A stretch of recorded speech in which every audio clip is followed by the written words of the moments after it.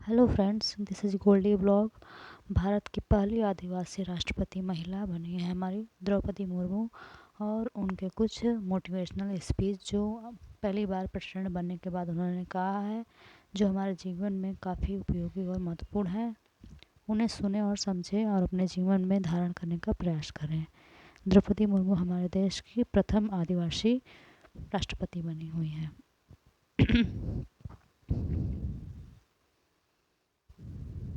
इसी बात को ये संस्था ने प्रमाण कर दिया।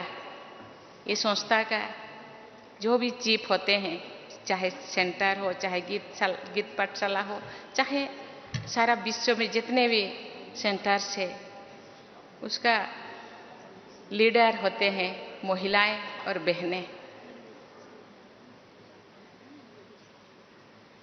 शक्ति के बिना शिव अधूरा है, क्योंकि शिव और शक्ति दोनों का प्रभाव से ही ताकत मिलता है, ऊर्जा मिलता है। शक्ति के बिना शिव का अधूरापन हो जाता है। इसीलिए ब्रह्मा बाबा ने एक शक्तियों को आगे रखा और जानते हैं कि ये महिला शक्ति के प्रतीक है। ये तो सर्वं स्वाहा है। सुख, शांति, आनंद और प्रेम का ये जीता जागता ये मिसाल है। कोई बोलने से, कहाँ किताबों में लिखने से वो चीज तो बदल नहीं जाएगा,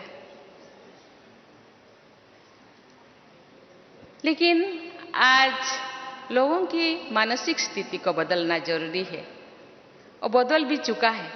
आज चारों तरफ ये है, भारत में ही है नहीं, सारे विश्व में कहते हैं महिलाओं को आगे लाना होगा। और समझते हैं आज नेगेटिविटी इतने बढ़ने का एक ही, मुझे बहुत सारे कारणों से एक ऐसे रीजन है, क्योंकि हम लोग महिलाओं को नेग्लेक्ट करते हैं। महिलाएं आगे आना चाहिए। आज चारों तरफ आरक्षण के लिए नारा लग रहा है। पॉलिटिक्स में आरक्षण, नौकरियों में आरक्षण और हर चीज में आरक्षण चाहिए महिलाओं को। लेकिन मैं जानती हूँ महिला के अंदर इतना पोटेंशियलिटीज है। आज हम देखेंगे तो हर जगह, अभी बॉर्डर सिक्योरिटी में भी वो ऐसा काम करते हैं जो भाई लोग नहीं कर पाते।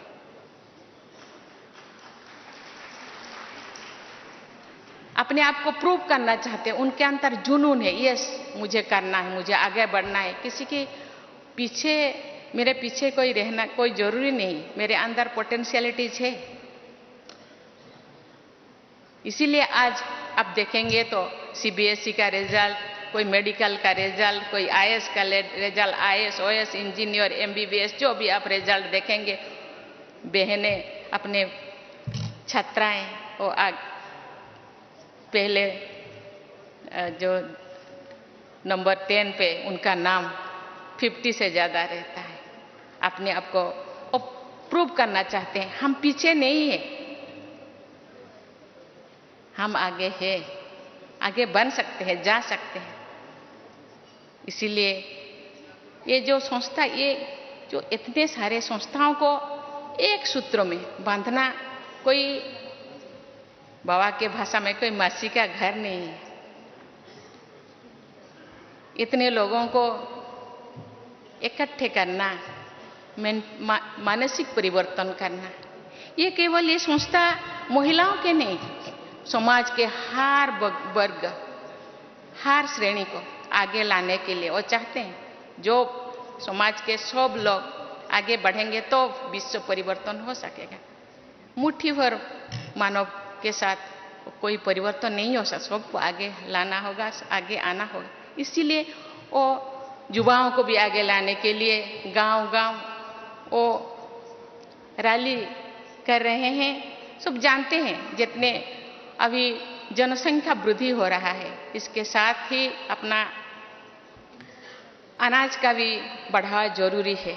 इसीलिए लोग रासायनिक सार का खाद का यूज करते हैं, लेकिन देखा गया है कि रासायनिक सार यूज करते वक्त तो हम शारीरिक रूप से इतने नया बीमारी आ रहा है। इसीलिए ये संस्था ने जैविक सार, ऑर्गेनिक सार यूज करके वो गांव-गांव किसानों के अंदर ये बात को फैला रहे हैं। मुझे भी मौका मिला था कि ब्लॉक में कृषि सम्मेलन जो हो रहा है उसमें शामिल होने के लोगों को समझाने के लिए ये लोग इसको अपना रहे हैं। आज सब सोच रहे हैं हमको तो उस रासायनिक सार को बंद करना है, खाद को अभी ऑर्गेनिक जो खाद को अपनाना है और उसके साथ साथ यौगिक व्यवस्था को भी उपयोग करना है। भाई और बहनों, आज सारे विश्व में स्वच्छता का अभियान चल रहा है। स्वच्छता, बाह्य स्वच्छता के, लेकिन ये संस्था का नंबर 1 मुद्दा तो है स्वच्छता और पवित्रता। ये पहले से ही है। ये केवल बाह्य स्वच्छता नहीं है, वो आंतरिक स्वच्छता, मन, वचन, कर्मणा में स्वच्छता, दृष्टि, वृत्ति, कृति में स्वच्छता, चाल चलन, चेहरा में स्वच्छता, कथनी और करनी में समन्वयता, समरसता, ये तो उनका मुद्दा है, ये संस्था का मुद्दा है। हम जब गांव जाएंगे तो बाह्य स्वच्छता के, एटमॉस्फेयर के स्वच्छता के साथ साथ अपने अंदर के स्वच्छता के बारे में भी लोगों को समझाना है। स्वच्छता तो अंदर ही ज्यादा है। इस स्वच्छता को मिटाने के लिए ये संस्था इतने दिनों से काम कर रहे हैं। मुझे पता है छोटे छोटे गांव से लेकर छोटे बड़े शहरों तक बहनें गांव-गांव जाके कैसे लोगों को समझाते हैं